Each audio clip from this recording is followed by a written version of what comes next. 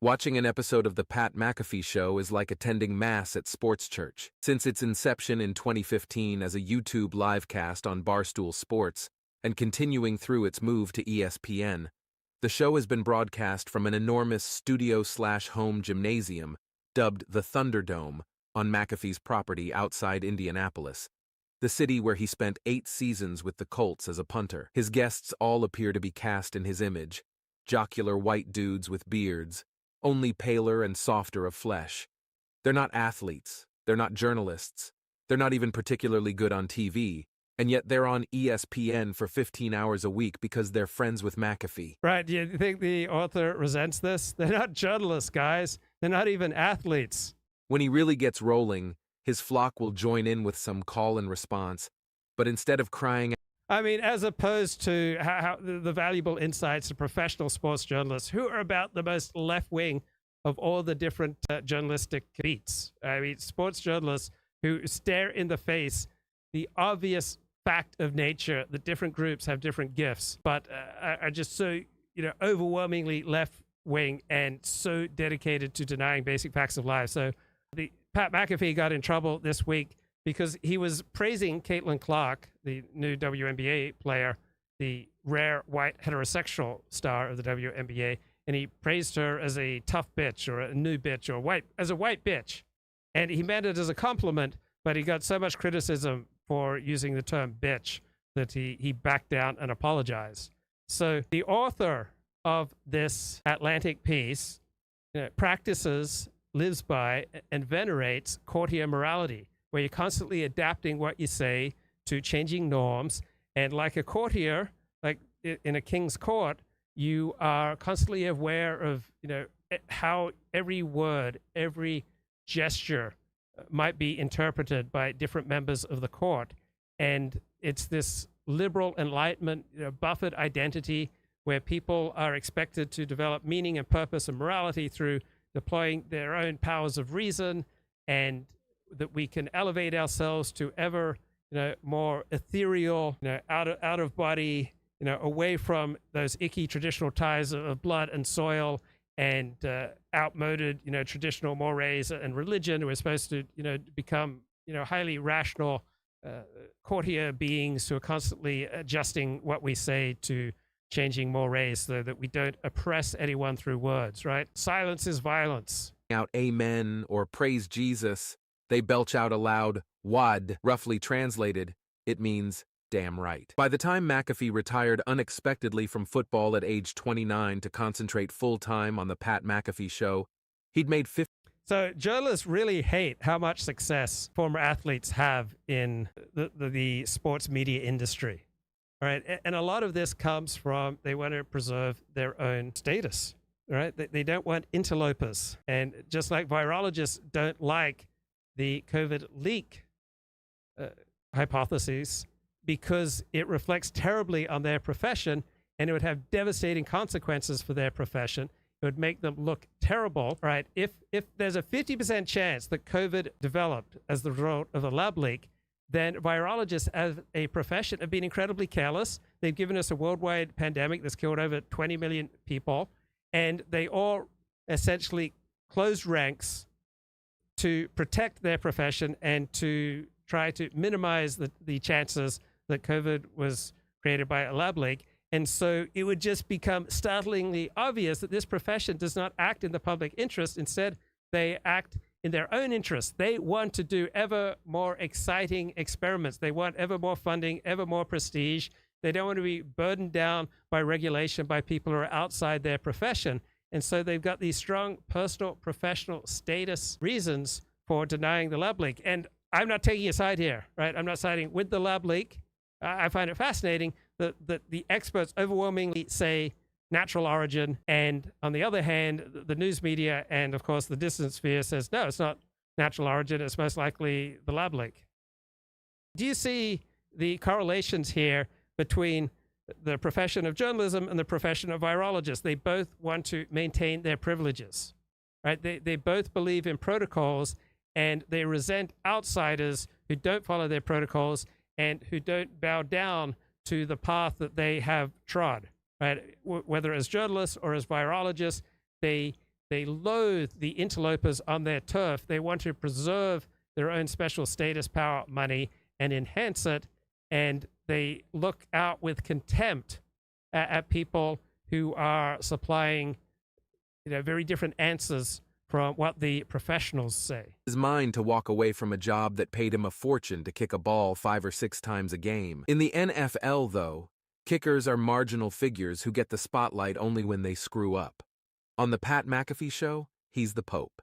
He often describes himself as a dumb punter, and his buddies on the show as a collection of stooges. But he's far more shrewd than he lets on, and he proved it when he accepted ESPN's offer. No relationship, though, better crystallizes the growing enmity between McAfee and ESPN's news division than his continued indulgence of his good friend, the New York Jets quarterback, defiant anti-vaxxer, ayahuasca enthusiast, and, for a brief moment... So it's kind of interesting that now the dominant journalistic position is that you should not interview or do anything to platform anti-vaxxers. You should only present them after you've edited down your interview and shown them in a terrible light. So it used to be in the 1960s, reporters were bringing in new voices to the conversation. But now, since the 1990s, all right, it seems like reporters and the most powerful players in the mainstream media want to reduce the number of voices. Robert F. Kennedy Jr.'s rumored running mate, Aaron Rodgers. On October 23, 2023, during one of his weekly appearances on the Pat McAfee show, Rodgers took a veiled shot at Travis Kelce, referring to Kelce as Mr. Pfizer, for his participation in an awareness campaign urging people to get vaccinated against COVID. McAfee made sure to note on air that he was vaccinated, an implicit rejection of Rodgers' position, but he didn't challenge his friend about it, and he expressed surprise afterward that anyone expected him to. Yeah, I get that from journalists all the time. They have so much contempt for me that I didn't, quote, challenge, many of my more dissident guests. But I got better content from them. I got, a better conversation from them because I wasn't imposing my moral judgment. So journalists often venerate challenging guests, and it makes them look tough to their peers, but they do it in a way that usually invokes moral judgments or other judgments that shuts down their guests and puts people in a defensive crouch and that limits the things that they'll say. So a more easygoing approach without the judgment tends to, elicit far better interviews. I remember, and this was a journalist who was essentially a member of Antifa, but also working as a journalist. Right? Many journalists are effectively members of Antifa. Their real agenda is, their left-wing activism. And because, I didn't pronounce enough moral judgments in my interviews with people, right? Judgments that would shut people down and completely, spoil an interview, or if not completely end it. Then on January 2nd, 2024, Rodgers shared on McAfee's show a slanderous rumor about the late-night host Jimmy Kimmel and Jeffrey Epstein that... So this late-night host is a degenerate. So I'm not sure that he did anything that Aaron Rodgers might have said on the Pat McAfee show, but it's not like this late-night host was sterling paragon of moral virtue. Kimmel's show airs on ABC, which, like ESPN, is owned by Disney, meaning that McAfee had let his buddy use his platform to smear a coworker. Kimmel responded angrily on X, calling Rodgers a soft-brained wacko and threatening to sue. This time, even McAfee seemed to know that Rodgers had gone. Okay, Elliot Blatt, that was very funny. The vax works, bro. It doesn't prevent COVID, but it does prevent you from being called an anti-vaxxer. Too far. Later that day, he met with the only 2 people at Disney he recognizes as authority figures, Jimmy Pitaro and Bob Iger, then expressed contrition during his broadcast the next day. How Chad is that? This guy earns the contempt of this journalist because he's not overly solicitous of his bosses, right? This guy got one of his bosses fired. He only recognizes essentially 2 bosses at ESPN, right? Everyone, all the other people in authority, he doesn't bow down to them. And this journalist resents that. Chalked it up to shit talk gone awry and added, "We apologize for being part of it." Once again, there was no evident discipline for McAfee. Look, there are different types of conversations, and you don't take the statements and jokes made in, a joshing locker room conversation the same way you would somebody accepting a Nobel Prize, right? Donald Trump's remarks about grab them by the pussy were not generic remarks about the way he operated towards women. He was talking in a locker room atmosphere with another man about how he makes the move on women who already want to sleep with him. And he just, accelerates that. And a week later, Rodgers was right back on the show for his regular appearance, during which the quarterback notably did not apologize to Kimmel.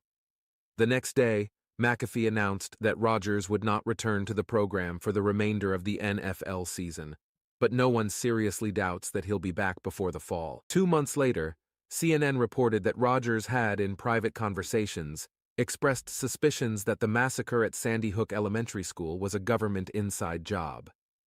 After Rodgers tweeted a denial, "I am not and have never been of the opinion that the events did not take place," McAfee read it aloud on his show. "I'm happy to hear that," McAfee said. "That is good news. Anyone expecting So I remember when my father started his regular radio show. So it was 1980. He'd been removed from the Seventh-day Adventist Church ministry, and he'd come out to Auburn, California, and there was fundings. He set up a nonprofit evangelical Christian foundation that's still going called Good News Unlimited. And the organization, bought him time on various radio stations. And my father, in his first few talks, he was doing them off of notes instead of reading his talk.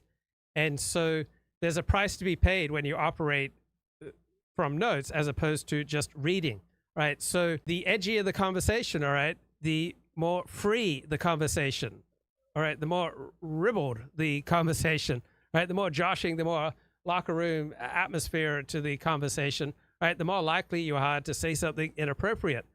But the primary purpose of a TV show or a podcast or a live stream like this is not to avoid saying something inappropriate, right? The primary purpose is to provide merit, something of merit, whether that merit is humor or entertainment or information, right? Merit is the goal for this stream and for Pat McAfee's show. And merit can just be fun and entertaining.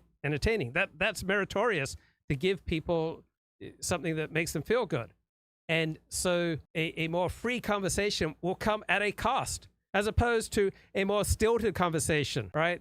A conversation that strictly follows journalistic protocol, there's a cost to that too, right? It will be incredibly constipated compared to a free-flowing conversation. So it's not as though you can just choose one type of conversational style, one type of approach to a live stream, one type of approach to a radio show, and that's just the best approach, and there are no downsides to it, right? There's a downside to have a free, open conversation, and there's a downside to having strictly monitored, only journalistic protocol conversation, right? You can listen to NPR if you don't like Pat McAfee. McAfee to denounce his friend should have known better by then.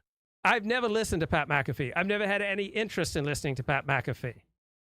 He seems to produce a kind of low IQ shows that don't interest